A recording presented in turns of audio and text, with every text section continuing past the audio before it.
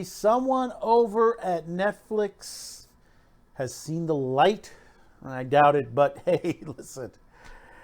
Talk about calling a win, and 3 weeks. That's right, folks, just 3 weeks for cancellation. But before we start, don't forget to hit that like, subscribe, share, hit that notification bell, switch it to all, and you'll receive all of our notifications here on Q to Cast TV and Man with the Show. Live action Cowboy Bebop on Netflix. Well, we've discussed this before, how bad it is, and it just literally, it is crap. They tried to save it, but breaking right now, and it's coming across the wires, Cowboy Bebop has been canceled by Netflix after 1 season, 3 weeks after its release.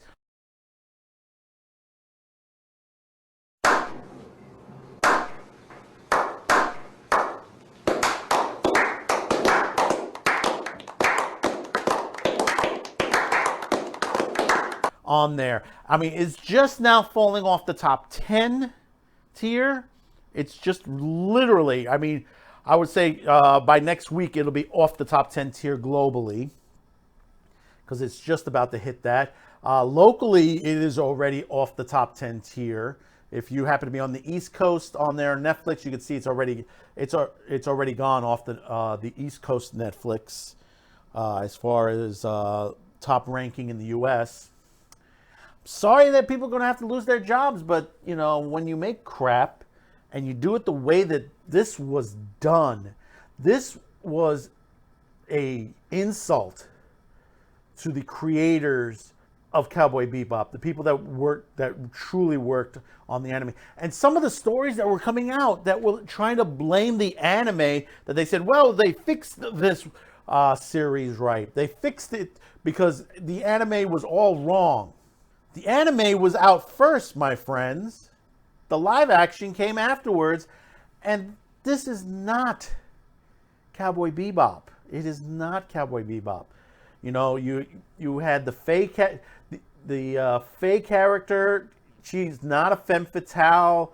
John Cho is a little bit too old for the character.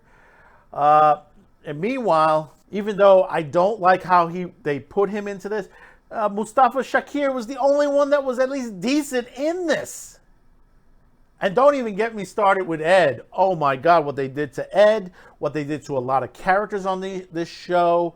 You know, I mean, they messed up so much storyline on this that, I mean, any casual watcher would even point it out.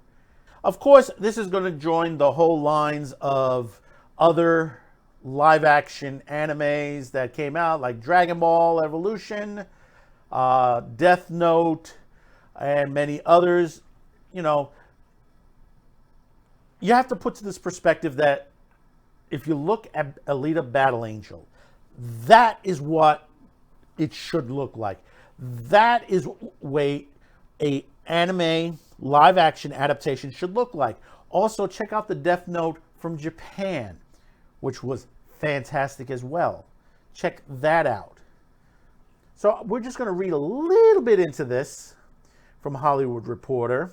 That was fast. Netflix has canceled its ambitious, widely hyped, and ultimately widely disappointing anime adaptation Cowboy Bebop, the Hollywood Reporter has learned. The move comes less than 3 weeks after the show's November 19 debut on the streaming service. The space western had a rough reception. The 10-episode series garnered only a 46% positive critic rating on the review aggregator on Rotten Tomatoes. Fans seem to agree to give the show a 56% positive audience score on the site. According to Netflix top 10 sites, the series has ranked up almost 74 million viewing hours worldwide since its debut.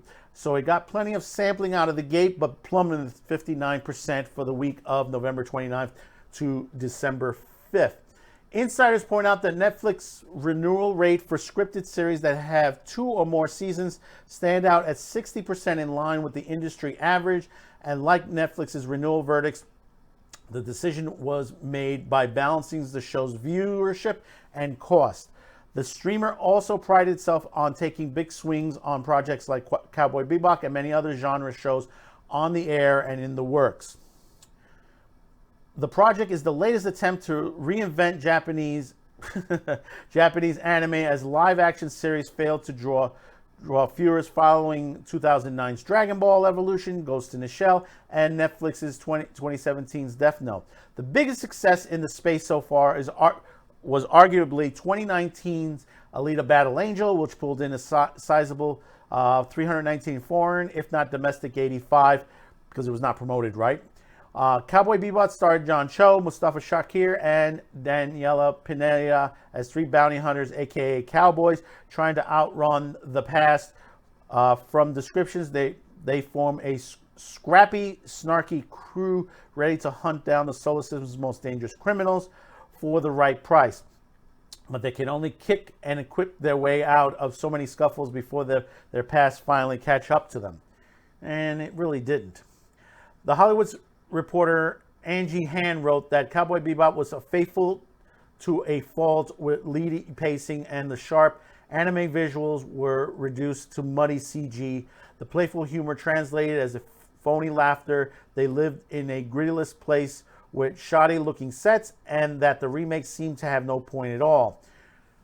The show was based on the popular 1998 anime TV series and the 2001 anime film.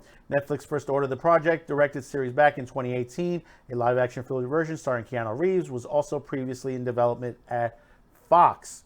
See, this is what we keep discussing to you. You know, these guys, Netflix, if you do watch my show, I don't know if they do, they may.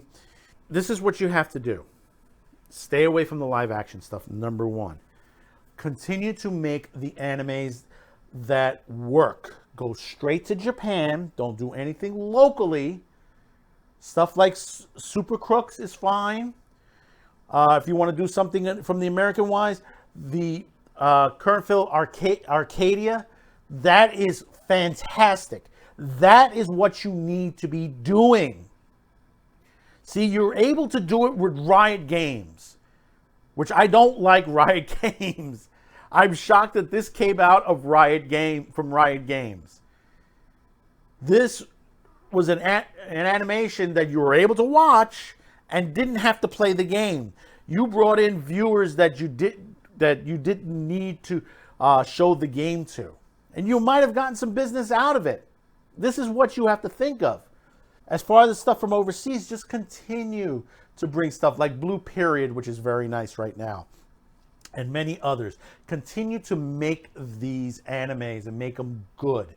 Then you will be very successful. You will compete with Funimations and Crunchyroll on top of that. You know, this is what you have to do. You know, forget about the live action. If this on top of it, cancel everything else you had across the board. Do not do any other ones on there. I know you got about 4 or 5 of them on the board right now, including a One Piece, and you have one other that just been highlighted just recently. Get rid of those. Forget those. Forget it. If you want to bring over One Piece. Bring them all dubbed and Japanese version on there. That's what you got to do.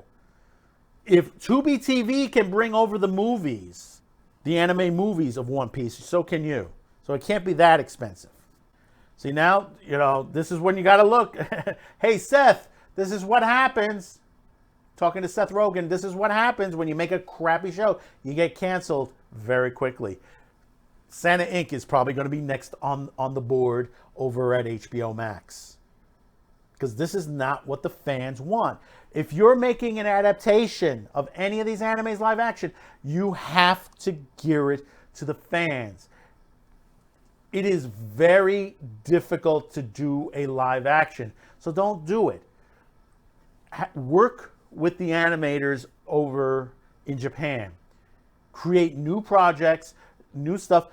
The Milnar universe, the Super Crooks and all that, go back, redo Jupiter's Legacy as an anime. I guarantee you will get The characters from Jupiter Legacy, if you haven't seen Super Crooks yet, some of the characters from Jupiter Legacy are in Super Crooks toward mid to end of the season. And it works. Those work better than the live action version. If Mark Millar is going to be doing any more of his comics on Netflix, which he does have a deal for that, stay in the anime sense. I know they want to do a live action Super Crooks. No, don't do it. Don't do it. They may have canceled it already. I don't know if they did or didn't. But don't do it. Once again, this is what you have to do. Stay with this. Stay the course. You want to make it through this Netflix? This is what you got to do. Stay away from this. Stay well the hell away.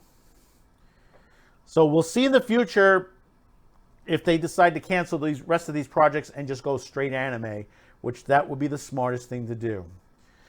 So we reached this part of the video. Thank you for tuning in. Don't forget to hit that like, subscribe, share, hit that notification bell, and you'll receive all of our notifications here on QTCast TV, Madman with the Show. And don't forget to comment below. Let me know how your thoughts and feelings on this. Are you happy it's canceled? Are you not? It's done. The show is done. So until next time, have a good weekend. We'll see you next week.